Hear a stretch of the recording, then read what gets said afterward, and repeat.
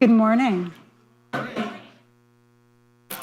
I get to welcome you again. I know you've been together since last night, but I would like to welcome you again, especially to this panel session on the Middle East and conflict in the Middle East. I'm Elisa Catalano-Ewers. I'm a senior fellow for the Middle East Studies here at the Council on Foreign Relations, and I'll preside over today's discussion. A reminder, this discussion in particular is on the record, whatever that means. We're still going to have what I hope is a rich and a frank discussion amongst us.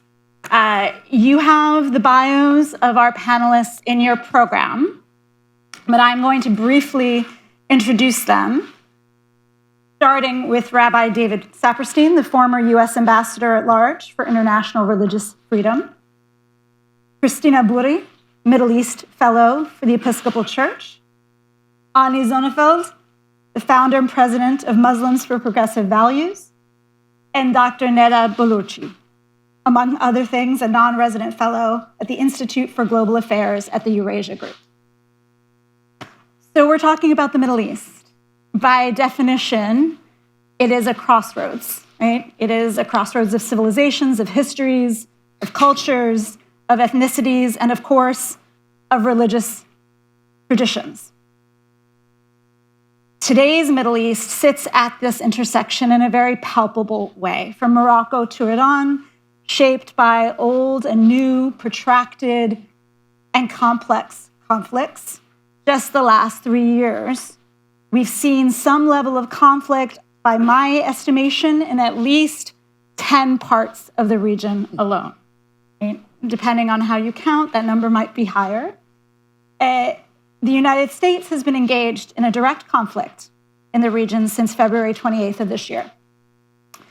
And so we're confronted, I think, in a very real way with questions of what justifies conflict? How does one conduct war? How do we recover from conflicts in ways that foster a sustainable and reliable peace? So our discussion today hopefully is going to explore some of these very simple questions, but specifically from the point of view of what role do communities of faith play in this discourse?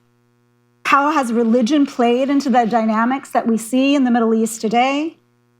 And what role should communities of faith play in conflict resolution or attempts at conflict resolution, specifically in this part of the world? So I'm going to start all the way at the end with Neda, and I'd like to start with Iran. So we're going to start with the non-controversial stuff first, right?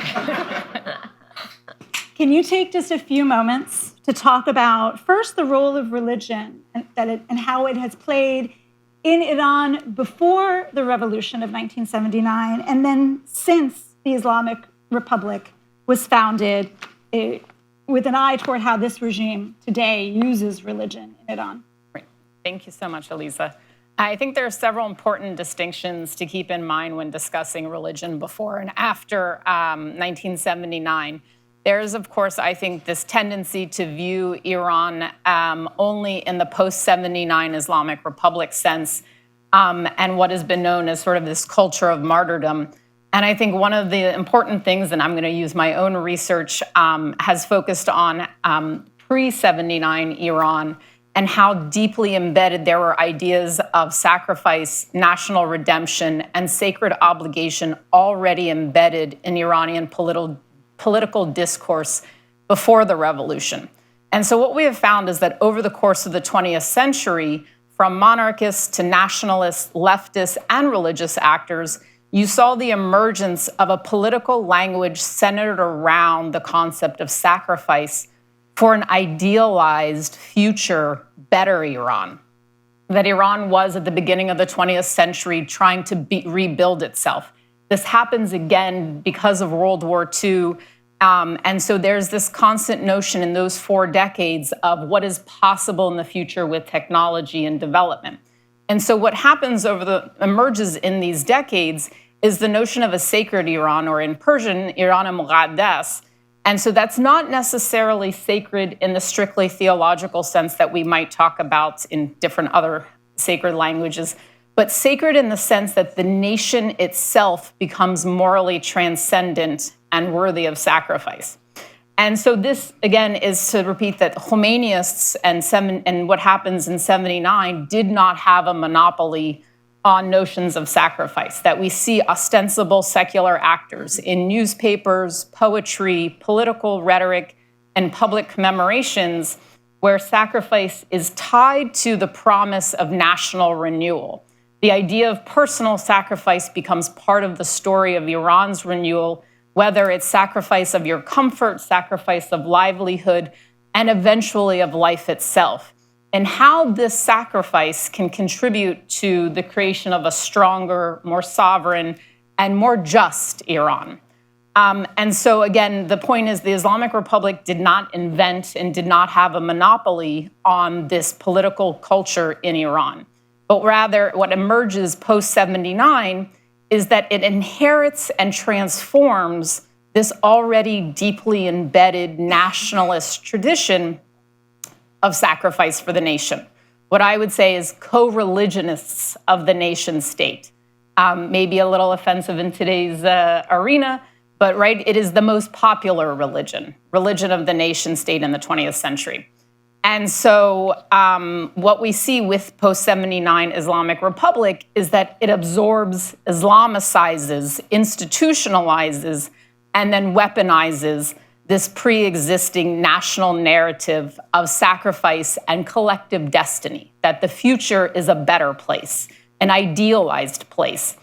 And it borrows from moderate nationalists as well as heavily from leftists.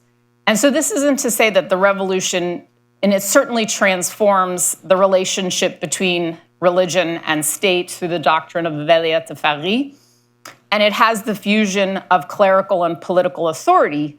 But again, it's inheriting this already embedded culture of sacrifice for the nation that then becomes morally valorized across ideological lines with the Iran-Iraq War. And I can't underscore the importance of the Iran-Iraq War in the post-79 era, because this is where religious martyrdom becomes tied to nationalist defense.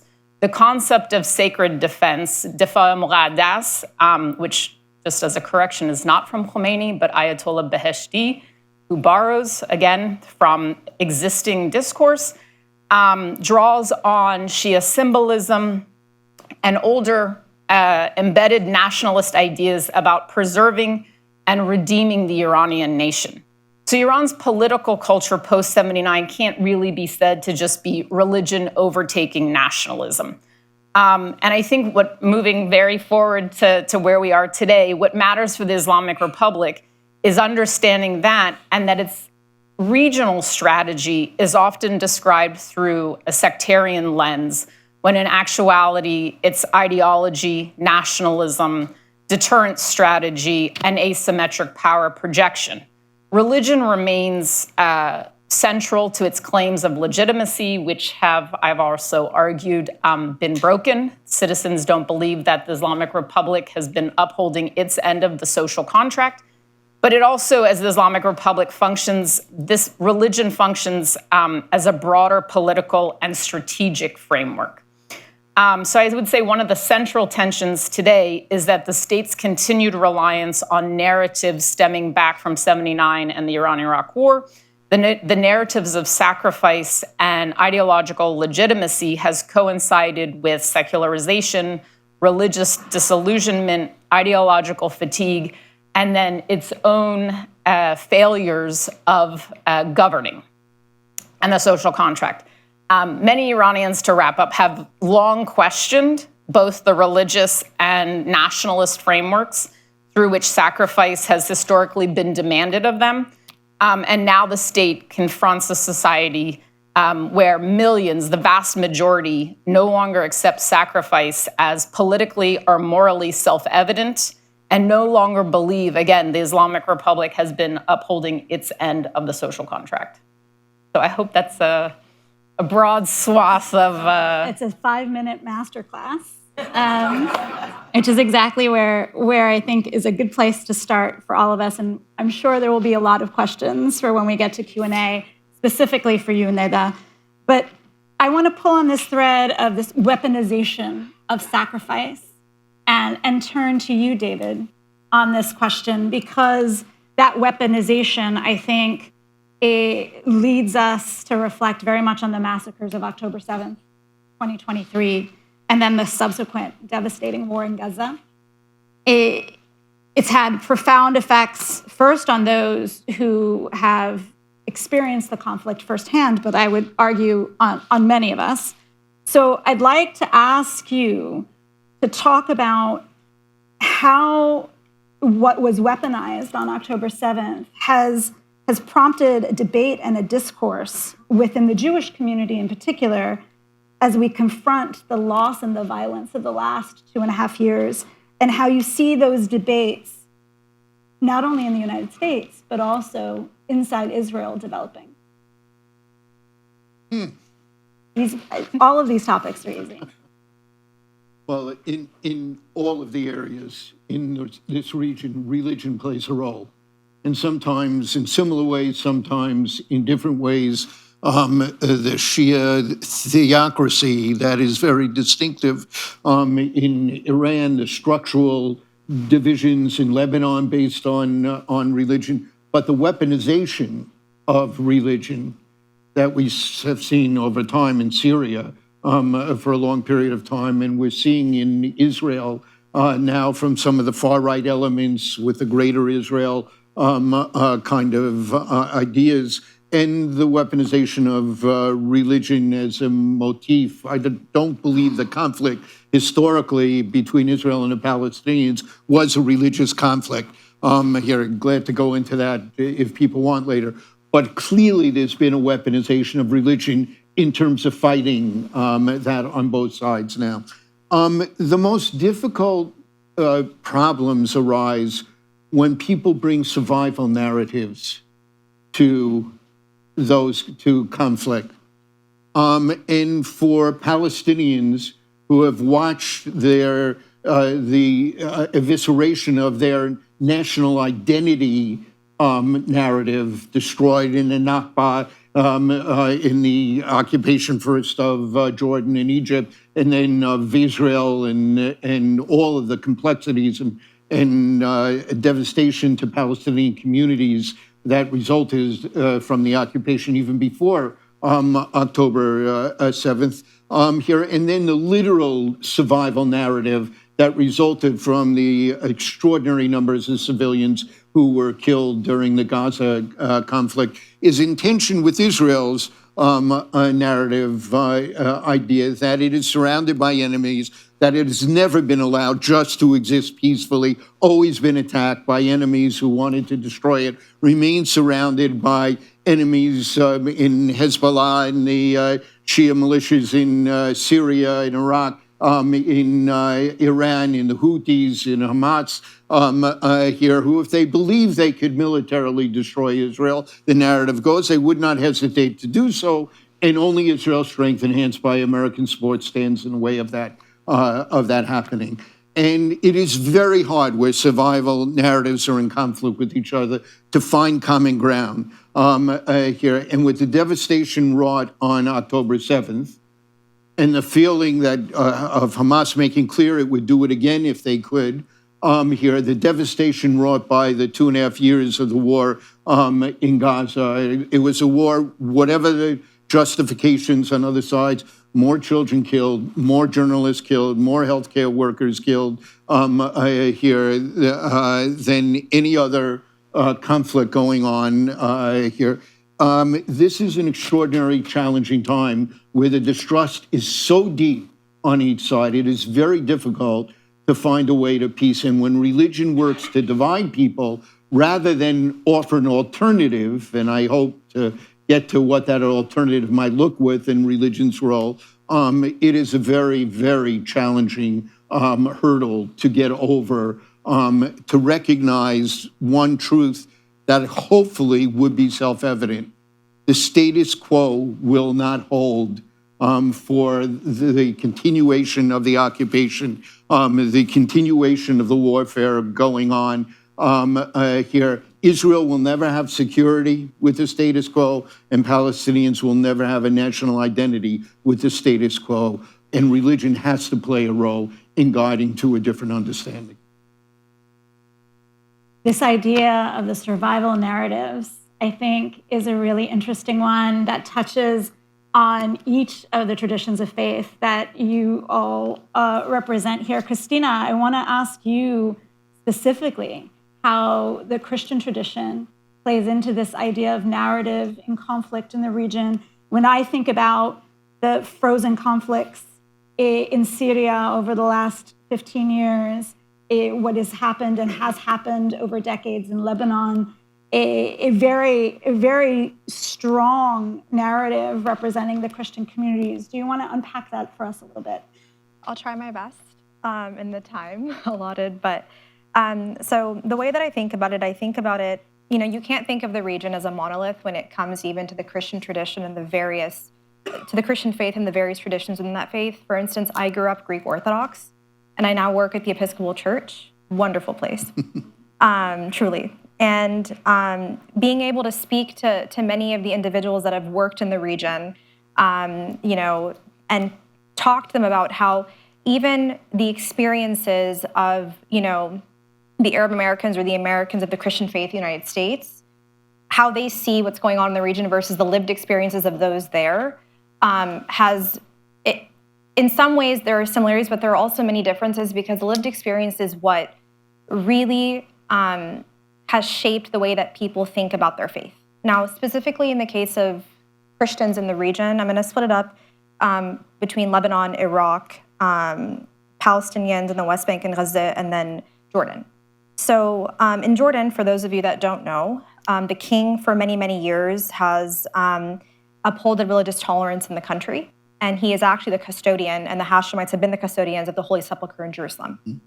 And also the two people that carry the keys to that church, by the way, are Muslim families. And so the reason why I bring this up is because in places like Jordan, where when you speak to a Jordanian about their experience, and even when I lived there for a bit as a kid, the Christians, either Catholic or Protestant or Orthodox like myself, feel that the population is dwindling. And that is said not just in some ways, I'm going to talk about that as it pertains to climate, because in Iraq, for instance, in Nineveh and in the north in Mosul, many of the Christians that are up there, whether Chaldean or whether they're Assyrian or Catholic, they tend to come from agrarian areas and tend to be historic farmers. They've had to relocate not just because of conflict, but because of climate. That is also happening. That's also happened in Syria. And as you know, these are Syria before 2011, 10% of the population was Christian. And it's a very large country as well.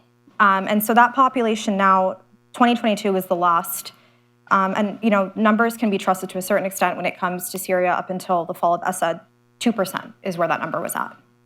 And in the United States, I'm going to talk about the network of how churches in the United States have been, helpful in getting Syrians, helping them with their papers or getting sponsorship to come to the United States. Just in my own church, I knew about 10 Syrian Christians from Halab, Aleppo, that our priests helped relocate. So these networks are important, and they are also what catalyzes aid. So in the case of Al Ahli Hospital in Gaza, which is overseen by the Episcopal Diocese of Jerusalem, and as well as the East Jerusalem Hospital Network, which, by the way, is a network of 6 institutions that oversee primary health care, mental health, and optometry. They have been supported by the faith-based networks in getting aid from individuals in diaspora and otherwise. And so, I can think of the Lutherans in the United States who have really pushed to get that corridor open, for instance, and that corridor actually relied on U.S. aid. So at the end of 2024, U.S. aid committed $100 million to the East Jerusalem, net corridor and the East Jerusalem aid corridor, and only $45.5 million was given to them at 2024, and the rest is history. And so the significance of that is that, as you saw yesterday, humanitarian aid is so reliant on these networks and these faith-based networks and organizations because they are able to move things along. Because when you're sitting in a sermon and your priest, for instance, from my faith, tells you, after church, please try to donate to so-and-so. People will do it. They'll do it during coffee hour. And they will read their bulletin. They will see what's going on, and they'll see if they can help a family that just recently moved. So that's like how at least the Christian communities in the United States and specifically in the region have seen the conflict. They're the ones experiencing it. And because they've experienced it so much, remember that all of these hospitals, many of the hospitals in Syria and in Lebanon, were founded by missionaries. And they do not discriminate who walks into the hospital. They will see anyone and everyone. Actually, the Episcopal Diocese of Cyprus in the Gulf has a clinic actually in Yemen, an eye clinic, and it's completely run by Muslims. And they own the property. And right now, when you think about that, it's like people, when you were speaking about the social contract, when the state can't uphold the social contract, you know that you can go to a local priest that will help you. You know that you can go to a hospital that was opened by missionaries and they will help you. And you see that as a reliable source, and you know that they will help. Now, the one thing that, and I'll conclude with this, is that these religious leaders, these Christian leaders, whether that's Patriarch Theophilus in Jerusalem, or even if it's like us looking at the Vatican, looking at the Pope, when they say something, it carries so much weight for these communities. And in Lebanon, for instance, when people even have minor issues with their governments, the mediators have been the clergymen and the leaders.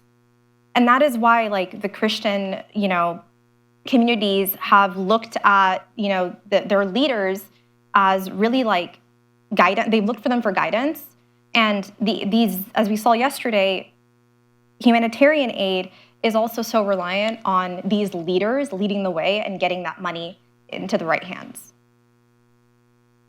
So Ani, I want to ask you to kind of bring together some of Neda and David's points on the weaponization of faith and religion, and Christina's last point about how it is also a mechanism and a tool for, if not conflict resolution, at least a tool for easing the burdens of conflict on communities and societies. I'd like you to see if you can bridge those two ideas from the perspective of the communities of the Muslim tradition. Sure. Thank you. Is the microphone on? There we go. Thanks for saving the best for last. Thank you, Council on Foreign Relations and Irina and the team at CFR. So I'm going to carry on with the theme of radical honesty thread from this morning. Thank you, Tanzeen. And I'm going to flip the table like Jesus did and hone in on the peace aspect of it. So we all have been talking about conflicts and faith traditions that are trying to bridge there's the negative interpretation of faith. There's also the positive and human rights affirming of faith. And just as there are radical supremacist versions like Hinduism as expressed in Hindutva, Buddhism resulting in the genocide of the Rohingyas, and the invocation of Amalek and the extremist interpretation of Judaism, Islam has its own streak, as we all know too well, and it's the media's favorite topic. So I'd like to hone in on what is not given enough attention, and that is the human rights and universalist interpretation of Islam, which is something, the work that we do at Muslims for Progressive Values every day of the year and for 20 years. So I think at the root of the problem is moral corruption. And at the heart of this moral corruption is the religious teachings or the lack thereof within the Muslim institutions. And that has really resonated from the institutional level right down to the grassroots level. And without this human rights framing of Islam as being the norm, we're not, in the Muslim context, I'm going to be speaking as a Muslim, is that we're not going to be able to move forward with a cohesive, coexisting, peaceful world. And so at Muslims for Progressive Values, and also through our global human rights organization, Alliance of Inclusive Muslims, educating the Muslim general public of an alternative rights-affirming interpretation of Islam is what we do. So I want to really hone in on that thread of the conversation, because I think we're a little bit tired of talking about death and destruction. For example, there's the covenant of Prophet Muhammad. So at one time he was the governor of Medina, in which he governed in a secular manner. And that is, he was governing the Jewish tribes, the pagan tribes, and the Christian tribes. And one of the things that he did was he has covenants with all these different tribes, which is a really powerful utility that can be used in today's conflicts. And his covenant was to protect places of worship, temples, monks, clergy, until the end of time. So meaning, why is this not being used in the context of Egypt when the Coptic Christians are being persecuted? And also in one of the covenants, and some of the covenants is like, non-Muslims should not be forced to convert into Islam should they marry a Muslim. And why is this not being used in the context of Pakistan when Christian girls and women are being forced into marriage, which is also un-Islamic, and then on top of that, forced to convert to Islam, which is double down on Islamic. And so, and this is on the context of chapter 2, verse 256. I'm really going to be preaching here. Is there is no compulsion in faith, which is verbatim, black and white in the Quran, and yet that is not how we practice our faith traditions. Now, if only the religious institution would be actually promoting these values within the Islamic Muslim societies, it would be a very different world. Now, the thing is, the pushback, what is really interesting, we get pushback from the Muslim right, and I categorize this as the Muslim right as the Muslims who are not rights affirming. So it could be Wahhabism, it could be Salaf, it could be whatever it is. And because that undermines their religious supremacy ideology, right? When you're talking about the rights of everyone. And this is not just uniquely Muslim, right? We all know that. I hope that's like embedded in our psyche. But what's really interesting is non-Muslim human rights organizations also have a problem with this, because victimhood is money-making. If you can solve a problem, then you're out of a job. Okay, so this is the problem that we have. And then it leads me to some parts of the conversation we had last night about moral budget. And thank you for bringing that up, Mile, from Mile Green, CEO of World Relief. Because the moral budget is where do we put our money? If victimhood is where the money is, then we're going to continue to perpetuate that, right? Which is therefore violence and conflict. And so the moral budget is, where are we putting our money? Are we putting in stocks that produce militarism and all of that, and AI that dictate who you should shoot and kill? Where are we as individuals of people of faith in this room putting our money? I think that's a moral question we have to all own up. And then also, when Zahir Zahlur of Med Global spoke last night, he also spoke about we cannot segregate our moral concerns. And that is all interlinked as well. Your rights as a Christian girl in Pakistan is just as a concern to me as a Muslim in America with all my rights. The Coptic Christian rights is also a concern. Anti-Semitism is a concern for me.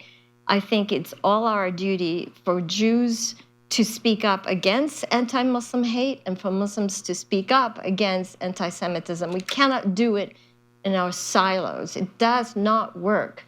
And so to the media people in this room, I would really like to question, what is this issue about the focus of anti-Semitism at the expense of anti-Muslim hate? Because Prince Charles just made a statement about the problem of anti-Semitism and Muslim hate, and the Muslim hate part was left out. So the omission of of a particular narrative shapes the way we think about people. And the way we think about people is how we then begin to treat the other people. And that is all so correlated with each other. So I hope that's kind of like food for thought for our conversation.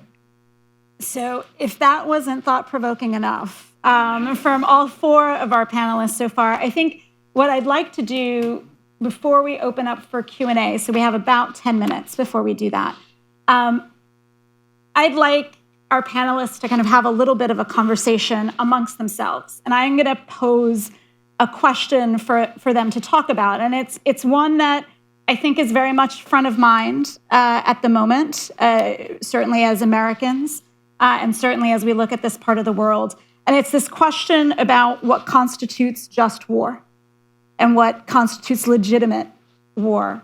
This is each tradition has centuries and centuries of scholarship and jurisprudence on this issue. And yet we're at a moment right now where each of the traditions, I think, are really questioning the practicality of what that means for today. And so I want us to have a conversation about that, and hopefully you'll all want to have a conversation about that. Neda, I want you to kick us off because there's a secular element to this, right? There is enshrined international law with respect to the concepts of what is legitimate war. And so in a minute or two, kind of frame that for us. And then I know there's a lot to do in a minute or two. But then the four of you, I'd like to kind of respond and take on a portion of that. And then we'll open it up for Q&A. Great, thank you. I'm going to try and be very short. I think as you've already stated that international law and international humanitarian law should and could, and obviously being Schmittian, I'm going to say we should understand them as the secularized effort to institutionalize moral restraints on violence that many religious traditions were grappling with before the modern state emerged. And so in international law, we largely have two bodies of law. The first is jus ad bellum, the governing law of when force can be used, right?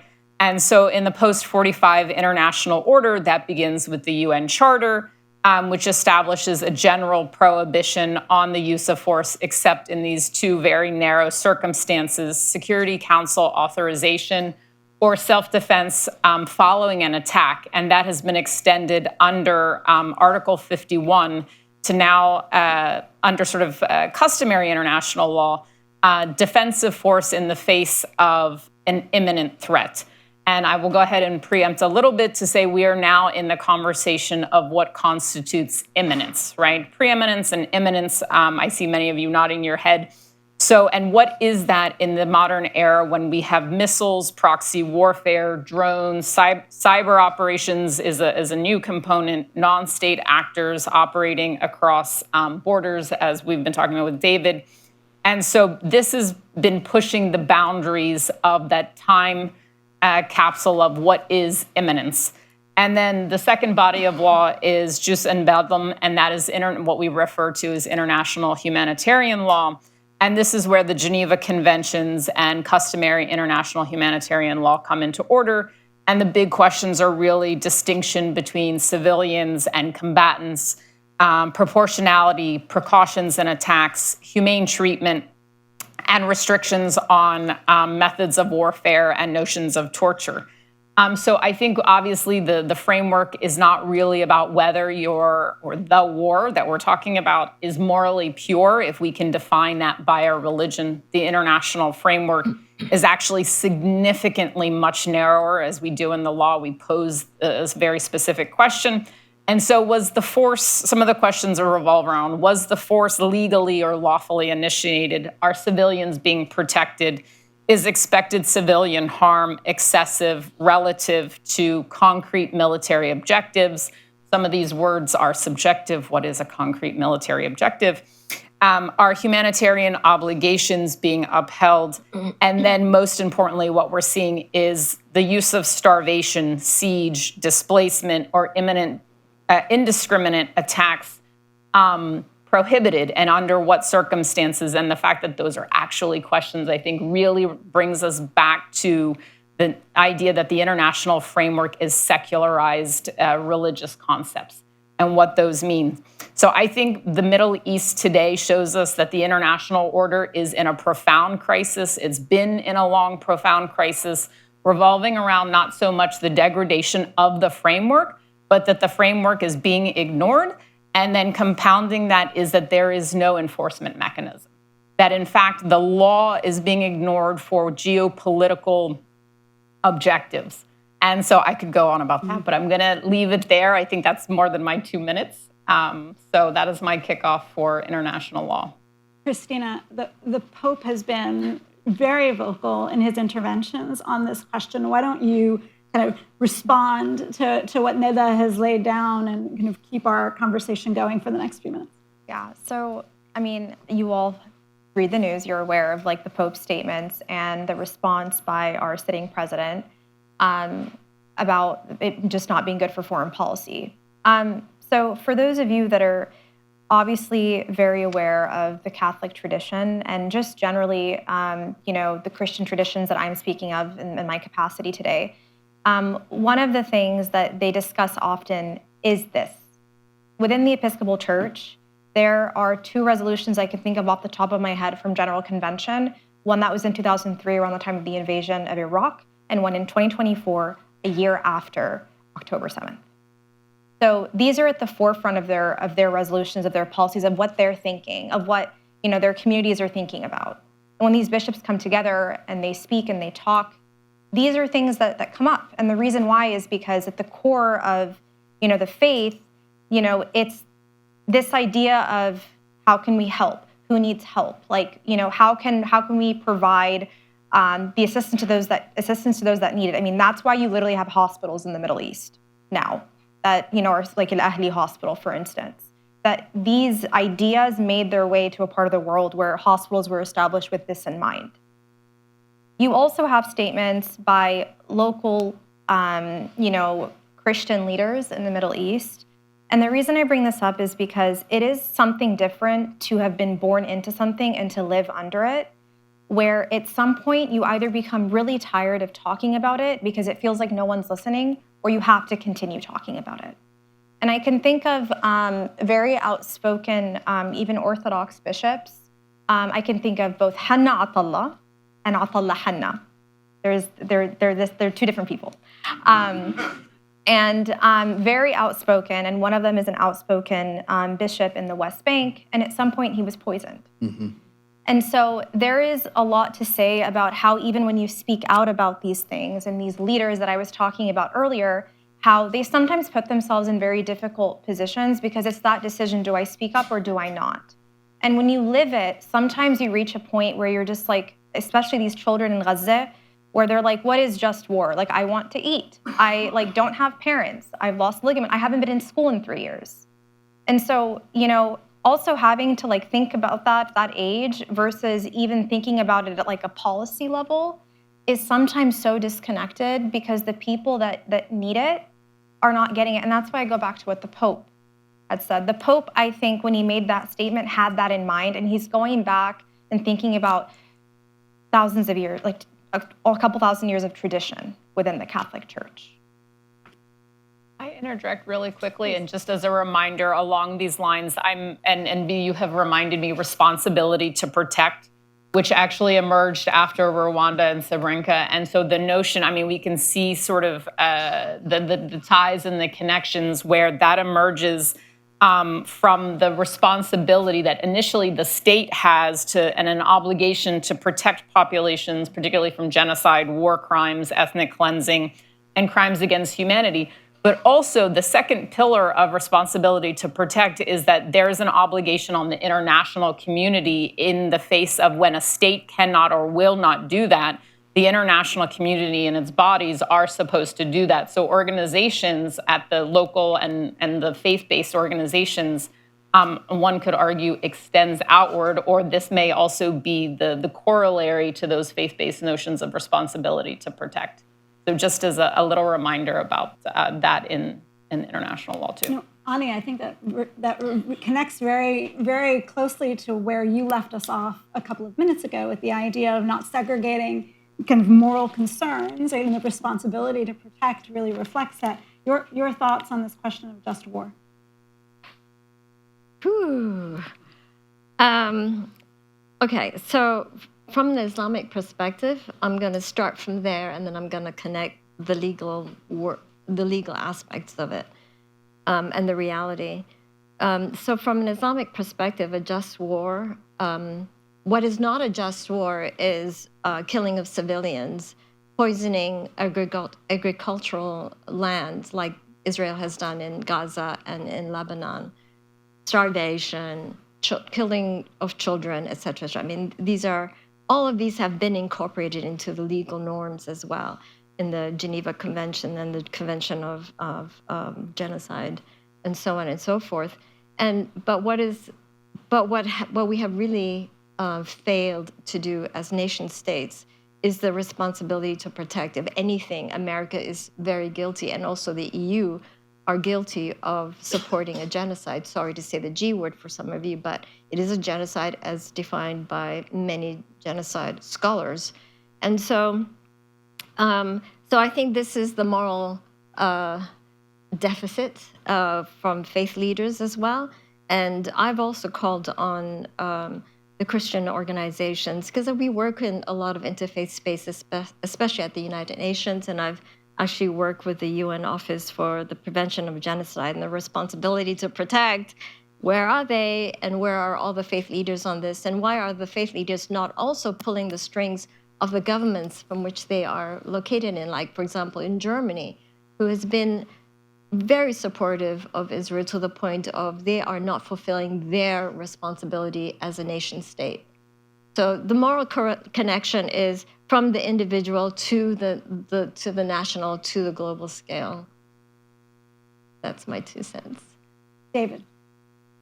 So A few moments, and then I'm sure there's a lot that folks want to add to this conversation. So there's so much to say. Let me just add a few notes about distinctive aspects of religion views on just war as opposed to the secular pieces of it. And there is some indication that the Pope may be coming out with another major statement about that as early as this week. And I think we're all eager to hear what's going on. There has been some fascinating behind the scenes exchanges between major Jewish thinkers on these issues and the Vatican over the last couple of weeks that someday I hope become public. So let me just quickly remind people, just to flesh out the wonderful introduction you had. In terms of jus ad bellum here, there is a question of, is there a just cause? Is there a legitimate authority? Is there the right intention? Is it an act of last resort here? And is there a reasonable chance of success for this to happen? I'm taking both international and the religious cause. In Judaism, it isn't a Jewish law, not last resort, but there has to be an effort made to have a peaceful resolution before you're allowed to attack. And then the question of proportionality here differs between some of the groups. Here, the Catholic doctrine holds out that the harm done should not be greater than the harm being that you're trying to eliminate through the use of force here. And so if you think about the Catholic standard here, and what happened in Gaza and what Israel, the way Israel, I would argue Israel clearly had just cause after October 7th to act to try and eliminate Hamas. But whether or not the harm done did not substantially exceed the harm that it was seeking to avoid here, and particularly since Hamas is still there here, and at what point can going after a legitimate military target justify eviscerating the entire healthcare structure, the educational structure, et cetera, of a community? Really are things that have to be grappled with in terms of this. One other thing you alluded to in the Muslim tradition that the Jewish tradition shares, there is a rule that began and was held, you all know it, here called Bal Tashkid. It has to do with that rule in Deuteronomy where it says you cannot cut down a fruit-bearing tree. And as it got evolved in Talmudic times and then by Maimonides in his authoritative Mishnah Torah, it says that includes all kinds of things, utensils, tearing clothes needlessly, damming up a stream, a whole range of things. And what it seems to be applying when applied to warfare is, if you're going to fight warfare, you have to fight it in a way that, insofar as possible, will allow civilian life to resume after the fighting stops. And if you look at the ways that we fought wars in Vietnam, the ways that Russia is fighting wars in Ukraine, the way that Israel fought wars in Gaza, it's really hard to see it's living up to a standard that says we're fighting in a way to allow civilian life to resume afterwards. Here, so these are, there may be just cause, but how you fight the war, that in bello part of it, clearly is under attack. One final thing, I know you want to get to the questions here, but one final point, I want to go back to what you were saying before. The real question we didn't get to is preemptive war. When, without being attacked, you're going to move because you know someone's going to attack you. It was an easy thing to do when armies were moving on the ground. You knew how close they were and when they would be able to do things. When someone can press a button out of the blue and send a missile halfway around the world, the question of immediacy here really has to be rethought. In general, none of our traditions argue for preventive war. Here, in the olden days, moving ahead and attacking another kingdom far away in order to prevent the war. That wasn't in the just war categories.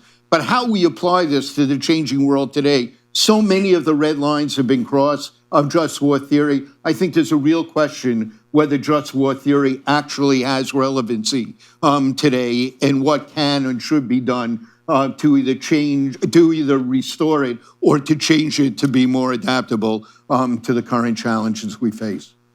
That's a whole session onto its own, I think. All right, so microphones will come around. Let's start at this first table. Please, a reminder to introduce yourself and your affiliation. And I know it's going to be difficult because these are complex issues, but a clear and concise question, if you please. Where should I begin? Martin Luther King said that, with all this, Salam al-Miradi Muslim Public Affairs Council. Martin Luther King said that with all the wars that are going on and how we vilify other people for war, he says the United States is the largest purveyor of violence. And I think that it behooves us to look at what we're doing. I know we're talking about Iran, we're talking about the Palestinians, we're talking about Israel, we're talking about everyone else, but really it's the United States that is causing all this destruction in the Middle East. And we should look to ourselves in terms of what to do to end that. And two things, what Ani said about moral segregation. We as an American culture still do not recognize not just the rights of Muslims, but the contributions of Muslims. For example, as bad as Iran is, and I agree with Neda's assessment on the theocracy, Iran is the only country that issued a fatwa against nuclear proliferation. That says a lot. Afghanistan sacrificed 1 million people to defeat the Soviet Union. We never acknowledged that. Iraq sacrificed all those people to defeat ISIS, and we install a former Al-Qaeda person in Syria. So all these contradictions really just obliterate any notion that the problem's over there. The problem really starts here. And so we need to stop the moral segregation on that. And number two, I think the issue of just war is moot, and I think David alluded to that. That is, just war is evil, and we as religious communities need to come together and just say no more war to the United States. So I'd like to get the comments from the panel. Neda, do you want to respond quickly? Thank you so much for that. I think one of the things to address, you are correct that Iran has put out that fatwa. It has not been taken seriously. And so one of the things, there's only so much time. And so while I will criticize and engage in political theology, I think one of the assumptions about the Islamic Republic is and has been that its religion is not serious.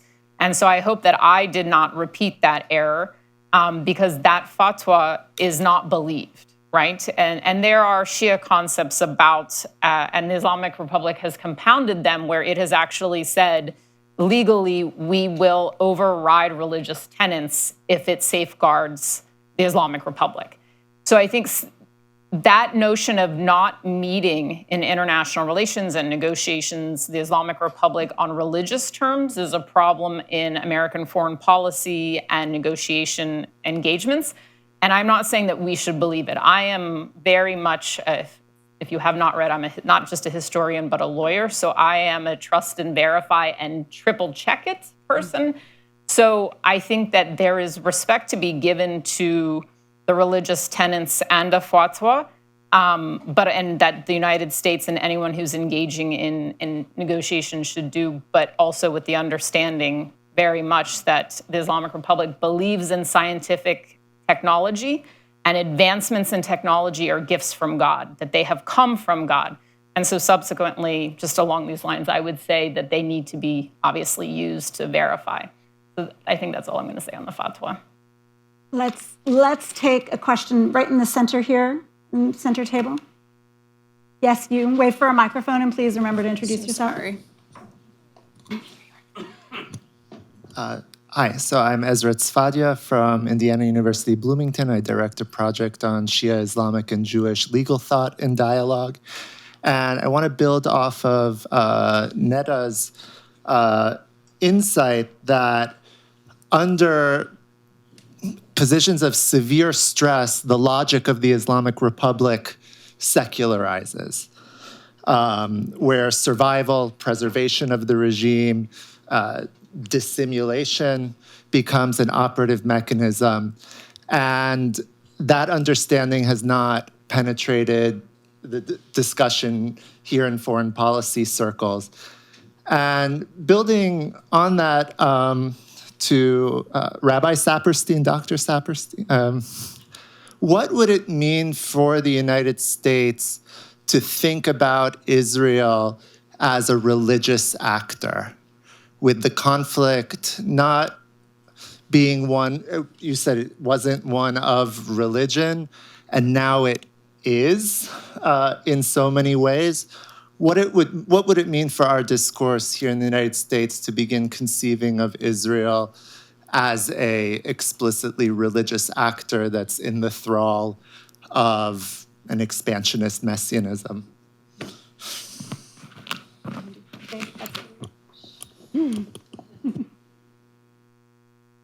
Look, that I already named that earlier as it's a very good question. I named that earlier as an aspect of the weaponization of religion, the religious extremists who believe that God has given Israel to the Jewish people, and that applies to what we call Greater Israel,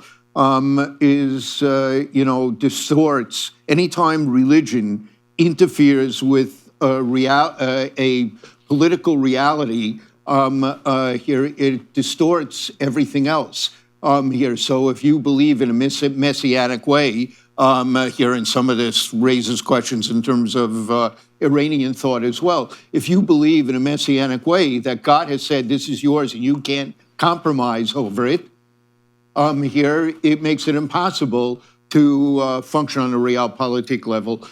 Here, I don't think that is in any way at this point the dominant feeling in Israel. The Haredim, the more extreme religious elements make up, depending on the poll, you're talking less than 15% of the population in Israel. The fact that they have brought elements into this configuration in the government has led to a distortion of Israel's democratic character that is truly alarming in this regard.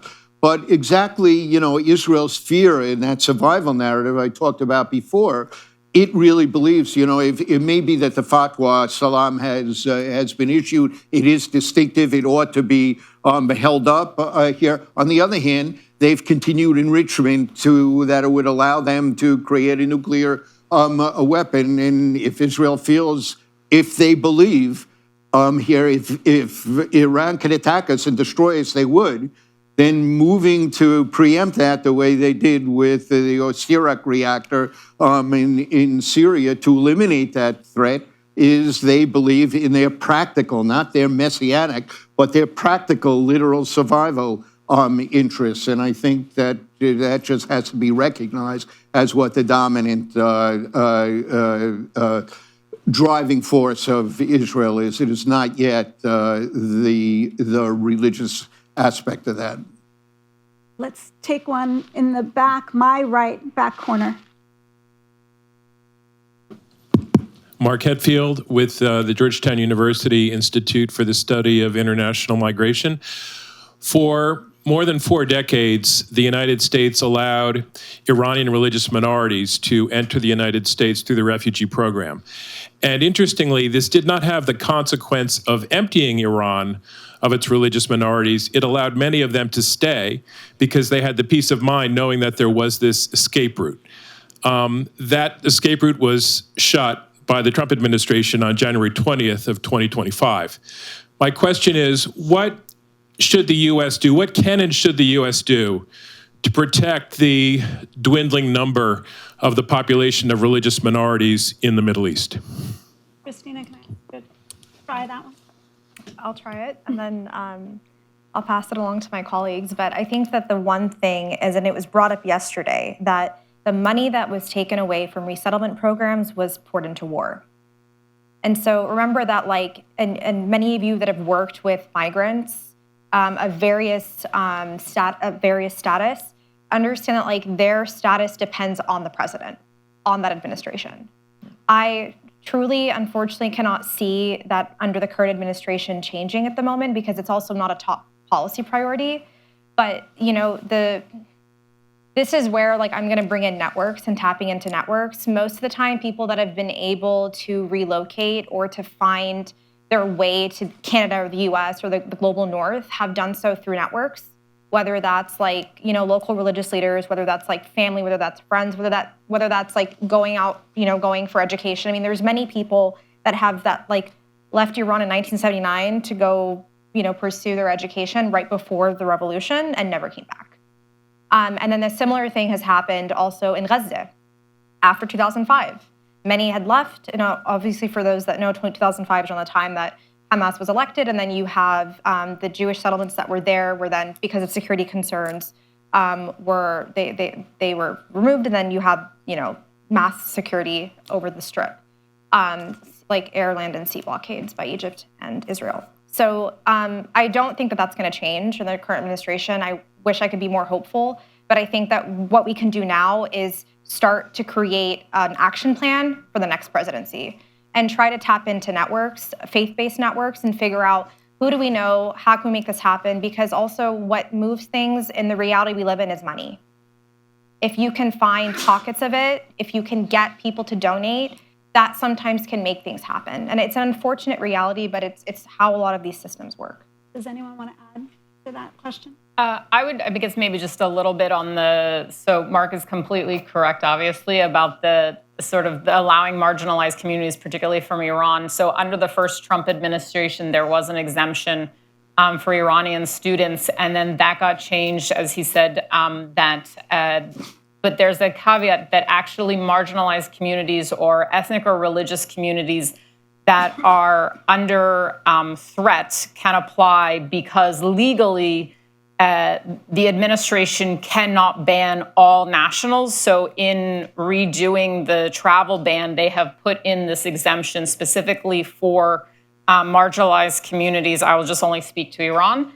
And I actually went before the travel ban came out and spoke with the National Security Advisor, who was then Mike Waltz, and I said, the first Trump administration allowed Iranian students to come in and look at what the contribution that has been from Iranian students. They are the most pro-American most technologically advanced population, probably coming from the Middle East. Their rhetoric is in line with that. You're going to want to redo that. And he said, really, we did that? And I said, yes, you did. And so he said, well, I think we can do that again. He was clearly replaced 2 weeks later, having survived Signalgate. We made the appointment, and then 2 weeks later was the notion that he was going to the UN. But in that revised travel ban, because legally they cannot ban everyone, there has to be exemptions. So theoretically, one could apply. And as we're seeing, USCIS is now in pause. So part of this will be actually precisely what you said, is that in order to enforce that exemption, use your funds to legally remind the administration, whoever you can get hold of, consular affairs. There is an assistant secretary for consular affairs, at least for Iran, of that law, and that they are technically bound by that.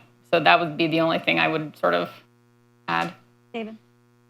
We're across the globe, we have many champions of religious freedom in the room here today. And across the globe, it is always the minorities who are the subject of persecution and discrimination. Here, with the fall of Syria and the Alawite control, only 1 or 2 countries has a situation where the minority oppress the majority. Here, it is the minorities who are, and when there is conflict, minorities are often caught between, often scapegoated, often considered to be working with the other, often on both sides accused of working with the other, and get squeezed in that regard. The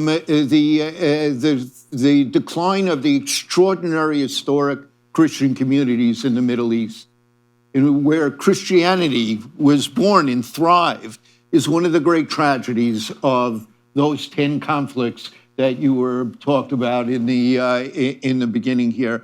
And we really have to do everything possible to be helpful to them, to sustain them. It's remained fairly stable. The community in Israel, I will point out, the largest Jewish minority in the Muslim world is in Iran.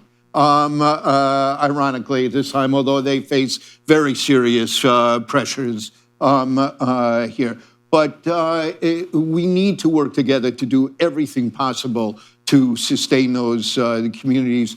The disgraceful action of some of those religious elements in Israel attacking people, Christians, on the ground in Jerusalem is a shame. It's something that shames the entire Jewish people in whose name they are doing that, and has been repudiated by everyone in that regard. So it isn't that there aren't problems in Israel here, but saving these historic communities ought to be a comprehensive policy of our government and of the democratic world. And we're obviously, amongst many other failures, just failing miserably in acting effectively in that regard. Elisa, do you mind if I just quickly add a point, just a very quickly? Very quickly. He said something about Syria, and I want to just bring this to everyone's attention. A lot of the Syrian Christians under Assad the Father and the Son lived in Alawite neighborhoods because the propaganda of the state was that we will protect you because you're a minority. And the narrative now has completely shifted because the Christians are now worried. And the other thing that I wanted to add is that in terms of like the narratives, there have been statements by Ben-Gvir inciting violence against Palestinian Christians. And that's become really worrying because these leaders are now worried. Ones that run hospitals are like, okay, we're worried about keeping these hospitals running, but we're also worried about our dwindling population. And so I just wanted to add that. Here, the second table, right next to you, yeah? Hi, I'm Peter Mandeville from Georgetown University. I had the privilege of serving as the last director of the Center for Faith-Based Partnerships at USAID under the previous administration. And my final trip in that role was to Israel and Palestine, where the USAID mission there had asked me to come out and to take a look at what might be possible in terms of connecting the religious sector to peace-building activities that USAID was hoping to support as we tried to move past the tragedies of October 7th and the horrors of its aftermath. And I was left really struck by something that a Lutheran pastor in the West Bank that I met with told me, which was the idea that the existing paradigm for interfaith peace-building was broken. and we needed a new paradigm. And he didn't know what that was, but he had a sense that the habits that we'd gotten into with that work was in many ways just entrenching and reproducing many of the conflict dynamics. And hearing, and I guess this is kind of a question, but both for David and Christina, hearing you both talk about and express hope, more than hope, a conviction that religion and religious actors will need to be part of peace building moving forward. Would love to hear your thoughts on what that needs to look like. Thanks. I actually was at an off-the-record roundtable with a Lutheran priest from the West Bank the other day. Munter Isaac? What was it? Munter Isaac? No, he's wonderful. Yes. But, so one thing that was brought up is, he brought up something about how he had hope. Now, the reason he had hope is because he was coming to DC to meet with mostly Republican offices on the Hill, because many of them were becoming more interested, because many of them also come from more conservative Christian backgrounds in the United States, and specifically he named one evangelical member of Congress. Now, I bring that up because the hope that he has is because he's saying that the conversations, the dialogues right now, especially with October 7th, it's highly polarized and it's difficult for that to happen right now. And so they're looking to the US. They're looking to see if they can talk to people here and build those, because it's happening at the micro level. In order for it to happen at the state and at the federal level, it has to happen in smaller communities, and it has to happen where you're getting information out there about what's happening there, because that's the reality of how people in the West Bank live. It's highly contingent really on the flavor of the administration. So right now on both sides, nobody trusts the other side. Nobody thinks there's anyone that they can work with on the other side, and really paralyzed by that. At the same time, paradoxically, what all of you know is this is an extraordinary moment with encouraging signs. You would have if there was a real end to the fighting, you would have the Abrahamic countries, Saudi Arabia, Egypt, Jordan, the international community, the United States, all committed for the first time actually to really do something here to rebuild and restore Gaza, not just to where it was, but to a more vibrant economy. And I'm not talking about the Trump here about this. This is an extraordinary moment in which there are opportunities we haven't had before. And I want to draw everyone's attention to one of the most interesting iconoclastic voices in Israel, a man by the name of Avram Borg, who's former Speaker of the Israeli Knesset. Go on his Substack and take a look at his most recent that talks about it's time to give up on just war and let's talk about just peace. And just peace to him is not a cessation. It is of fighting. It is not the absence of this. It is shalom in the sense of its root, to make whole, to heal here. And just peace would mean acknowledgement, 4 ingredients, an acknowledgement of the harm done, going back to the Nakba, the harm done on October 7th, go down the list. Secondly, wherever possible, reparations and restoration here. Third, the fulfillment of the political integrity of all the sides involved here, and the protection forth of the fundamental dignity of all and equal rights for all here. And he concludes by saying, the shift from just war to just peace is a conceptual revolution. The first sought to legitimize violence and to bound it within moral limits, just war. The second seeks to dismantle the conditions that give birth to it in the first place. The early one turned to aggressive sovereignty and asked it to wield its power with restraint and measure. The new one turns to the same sovereignty and demands that it gives up its power for the sake of justice. And this, he said, is the way that Israel and the region as a whole can be freed from the cage in which we've been imprisoned. We imprisoned ourselves for the last 100 years. God bless. Lisa, can I add something real quick? Please. Yeah, please. That's very positive. I'm really going to go to Substack. I want to add something to what Christina was saying and to what Peter's question. It's really interesting is that you have the Christians from the Palestinian Christians coming here to the United States to speak to the political Zionist Christians here in America in order to appeal to their to the victims of Christians in Palestine. why is it because of the victims of Palestinian Christians that you're all of a sudden woke, right? And so this is the moral problem we are having here. Just wanted to point that out. I almost want to end on this note, but I won't. Let's try and get at least 2 more questions, if we can, right here to the center, the back of the table, the first table, right here. This table. Thank you very much. Radwan Masmoudi with Center for the Study of Islam and Democracy.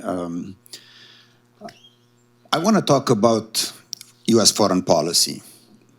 And we have zero credibility right now, especially in the Middle East, because we claim certain things, but we do exactly the opposite of what we claim. It's not just Israel that has committed a genocide in Gaza. It's the United States has committed a genocide in Gaza. We participated in that genocide with our tax money, with our bombs, with our support. The genocide would not have been possible without our support. Our credibility is shot in the Middle East. Not only that, we claim to defend human rights and democracy. Like in Iran, we're basically going to war because we defend the human rights and democracy. But we never talk about human rights and democracy in Egypt, in Saudi Arabia, Jordan, Morocco, Tunisia, where a coup happened and destroyed the only democracy in the Arab world. We did nothing. But in Iran, all of a sudden, oh yeah, we care about human rights and democracy. We have no credibility. And this is a big problem. We have to change. We have to be consistent. And human rights and democracy can never be an excuse to go to war because you're destroying the country and actually strengthening the regime, as we are seeing in Iran today. The regime is now stronger than it was before the war started because everybody is rallying around, the regime, even if they don't like it. So we really have, as American citizens, a huge responsibility in checking our policy, our foreign policy, and making it more just and making it more consistent and more fair. And I don't see that. I don't see that from anybody. I won't speak for all 4 of you, but I would offer that I think all the panelists would agree with that assessment. But Neda, it looks like you wanted to say something. I think that is a little bit of what we've been facing, or the United States has been facing, particularly in the post 9/11 world, and how women were used to mobilize and invade Afghanistan because of the Taliban. I don't think post 9/11 that was necessary, just to be consistent.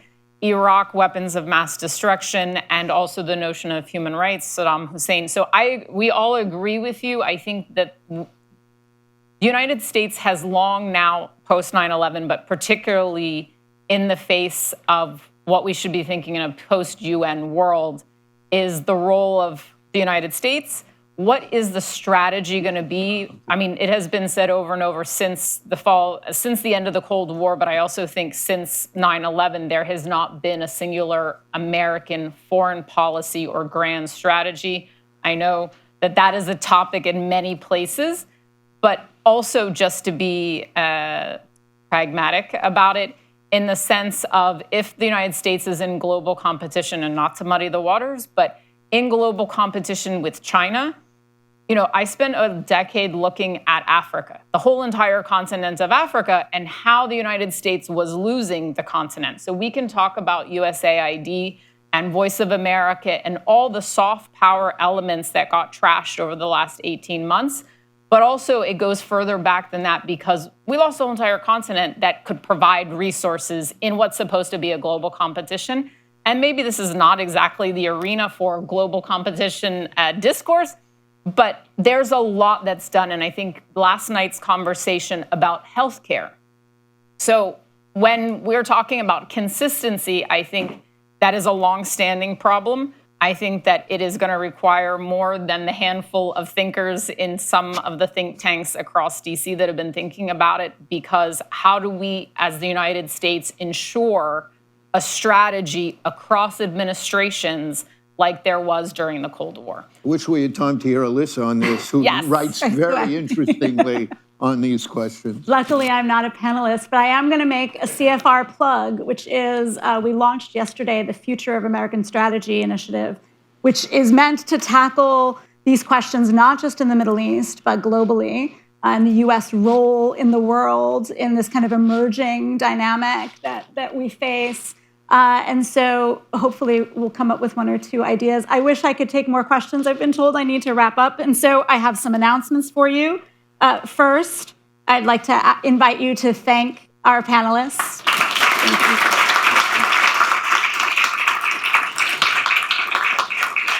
And you have 30 minutes to make your way to your lunch discussion groups, which will begin promptly at 12 p.m. There are staff members here who will be on hand to guide you to those rooms, and you should pick up your lunch outside the respective discussion group rooms.